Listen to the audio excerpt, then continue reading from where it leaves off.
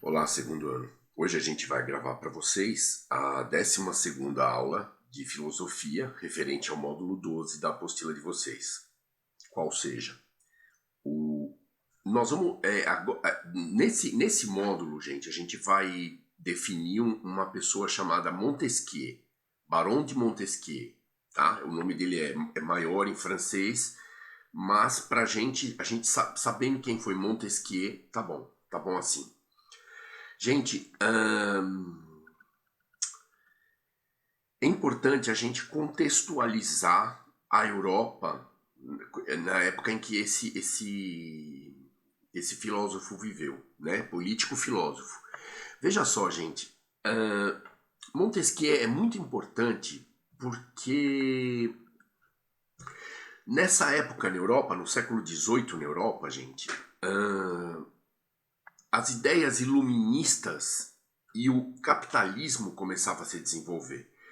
As monarquias mais inteligentes, as monarquias mais ligeiras, né, antenadas com o movimento social e comercial e urbano, se associaram com caras como ele, né, como Montesquieu, e assim formaram o que a gente chama de despotismo esclarecido. De que maneira? Era uma monarquia absolutista, porém aconselhada por um sábio, por um estudioso, né? Porque as tendências econômicas eram totalmente voltadas à produção e ao crescimento e ao progresso, né? Voltadas para a racionalização. Todas as medidas e todos os passos que a civilização tinha que dar e os países da Europa tinham que dar teriam que ser em direção ao desenvolvimento. E para isso teria que ser usada a racionalidade. E só o saber, né, só o conhecimento poderia garantir à burguesia ascendente, não de ascender, pegar fogo, mas a crescente burguesia, ascender com SC, que ela subtrairia, né, tomaria parte do poder da monarquia. Muito bem. Os economistas todos, né, os liberais ingleses e os fisiocratas franceses, gente, é importante a gente definir o que é um fisiocrata. O fisiocrata, nessa época do século XVIII, era uma classe de filósofos, era uma fatia de economistas e filósofos que acreditava que só a produção agrícola que traria riqueza. Então eles tinham como ideia principal o crescimento do poder dos agricultores. Isso na França, né? Gente, a Europa inteira pregava uma máxima que chama laissez-faire, laissez-passer, que em francês significa deixe fazer, deixe passar, para que toda a atividade econômica se desenvolvesse, né? O livre comércio e a livre iniciativa se desenvolvesse.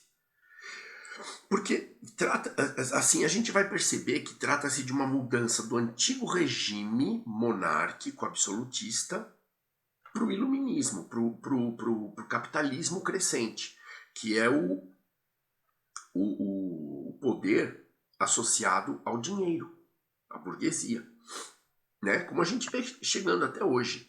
O poder sempre estará associado ao dinheiro, depois que surgiu o capitalismo, depois que o capitalismo começou a se desenvolver. E a Europa inteira, os monarcas, como eu tinha dito, antenados, ligados no movimento, procuraram se aconselhar com sábios, com entendidos, com pessoas estudadas, pessoas especializadas em analisar o cenário e fazer com que esse cenário prezasse a educação e o desenvolvimento capitalista. Então, as monarquias passaram a ser aconselhadas por esses caras. Menos na nossa querida França, do Luís XIV, né? XIV foi o rei Sol, do Luís XVI. A monarquia francesa foi refratária, ela foi resistente a essas ideias iluministas e resistente ao desenvolvimento capitalista, a ascensão da hierarquia, da ascensão da burguesia. Aí a gente sabe muito bem o que aconteceu, né? Em 1789. Iniciou-se a Revolução Francesa. Aí não teve jeito, gente. Caiu a monarquia e a burguesia passou a tomar conta da França também. Principalmente esse lado da fisiocracia, né? A ideia de que a riqueza só seria gerada pela produção agrícola, né? Naquela época era a produção agrícola na França. Gente, é muito importante que a gente tenha em mente que Isaac Newton teria definido que o universo segue uma ordem natural, irrefreável, né? Nenhum ser vivente poderia segurar a ordem do universo, a ordem do mundo, assim, a ordem evolutiva do mundo. Então, veja, se as leis monárquicas e as determinações monárquicas estavam entravando o progresso, simples, bastava que fosse discutido o poder. Na França, infelizmente, não houve discussão. Quer dizer, houve muita discussão, mas a monarquia não cedeu. Portanto, caiu.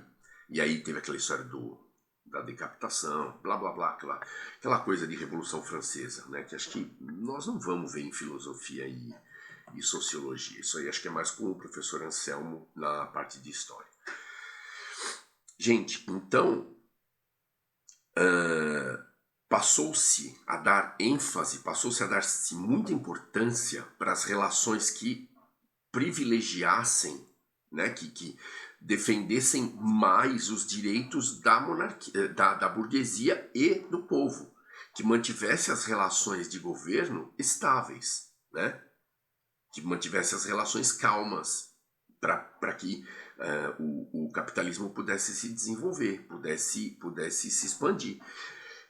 Por outro lado, a educação passou a tomar um lugar muito importante na administração. Veja, gente, até a Idade Média, a educação não tinha importância nenhuma. A partir do Iluminismo, as ideias de educação geral, e principalmente das elites burguesas, passaram a ser disseminadas para que o povo soubesse decidir os seus próprios rumos. O Montesquieu, apesar dele ter sido um monarquista, um defensor, não do monarquismo absoluto, despótico, né? Porém, ele era um defensor da monarquia moderada, certo? Não aquela monarquia absolutista despótica, né? Que manda, desmanda, não justifica e vê só os seus próprios interesses. Gente, apesar disso tudo, Montesquieu escreveu um livro muito importante a respeito do espírito das leis, né? Defendendo que cada lei, cada parte da sociedade teria que seguir uma norma pré-estabelecida. Assim, para definir o progresso, né? a linha de atuação do progresso capitalista e do progresso da civilização em geral. Mas Montesquieu também defendeu a separação dos poderes, que não poderiam estar juntos na mão de uma pessoa só, executivo, legislativo e judiciário. O executivo executaria, o legislativo faria as leis e o judiciário faria se ocuparia no cumprimento das leis, né? Toda essa divisão de poderes, gente, foi absorvida pela Constituição Americana, já na época. E a Declaração Universal dos Direitos do Homem também absorveu a ideia de separação dos poderes. Com tudo isso, a gente ainda percebe que o Montesquieu, ele, apesar de ter sido um monarquista, como eu disse agora há pouco, ele afirmou que tanto as ciências humanas, né, a filosofia e a economia, deveriam se afastar da visão finalista, da visão... como é que eu posso explicar finalismo para vocês? Olha, gente, aqui na apostila, a maior explicação a respeito do finalismo é sobre a ética aristotélica, né? E a filosofia grega antiga. Ou seja, tudo que fosse praticado ou criado pelo homem teria que ter um final maior, teria que ter um destino, uma finalidade maior, devia servir para alguma decisão de alguém. E quem seria esse alguém? Uma força maior criadora, certo? Que levaria a filosofia para rumos metafísicos, né? Religiosos. Então Montesquieu, com tudo que ele escreveu, sendo a base do arcabouço teórico da Revolução Francesa, ele ainda era um defensor da monarquia. Porém, sem ser absolutista, sem ser assim totalitária, né? Monocrática, como se usa muito a palavra hoje em dia. Então, assim, ele escreveu sobre a divisão dos três poderes, criou a divisão dos três poderes, porém continuava um monarquista. E defendendo a liberdade dos seres e as leis naturais, né, naquele livro O Espírito das Leis, do Espírito das Leis, né, o nome do livro, ele ainda assim procurou se afastar do dogma finalista. Qual seria o dogma finalista? O dogma da igreja. O dogma de tudo que fosse realizado ou pensado pelo homem deveria obedecer uma finalidade, certo? Gente, de Montesquieu, nesse momento, eu acredito que seja o suficiente, tá? A gente precisa só associar que a política defendida pelo Montesquieu deveria se basear na racionalidade, certo? E não na finalidade. E não naquela linha de pensamento filosófico que acabaria na metafísica, né? Numa força desconhecida, numa força maior.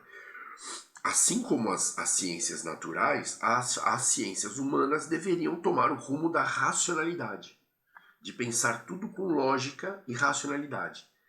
E, apesar dele ser um monarquista, defensor da existência da monarquia equilibrada, a liberdade sugerida por Montesquieu foi um dos arcabouços teóricos da Revolução Francesa. Percebe que é meio contraditório isso? Porque Montesquieu defendia a monarquia, mas defendia uma monarquia moderada, uma monarquia republicana, que defendesse os direitos, que se preocupasse com os direitos e o bem-estar da sociedade. Não uma monarquia absolutista despótica que só se preocuparia com ela e com mais ninguém, e executaria oponentes e aquilo que a gente já conhece, né? Aí ele sugere a separação dos poderes, que uma monarquia muito poderosa tenderia ao despotismo, né? Governaria com base no temor, né? Convenceria a sociedade a temê-la. Porém, a condução burguesa, liberal, também não era seu foco. Mas as suas ideias de liberdade e de leis a serem seguidas foram, como eu disse, a base da Revolução Francesa. Gente, para o momento, a respeito de Montesquieu, Barão de Montesquieu, eu acho que é o suficiente. A gente vai voltar a ver Montesquieu, provavelmente a gente vai ver Rousseau na próxima aula, né? Eu não olhei, mas provavelmente é Rousseau, né? É lá, ó, Jean-Jacques Rousseau e o contrato social.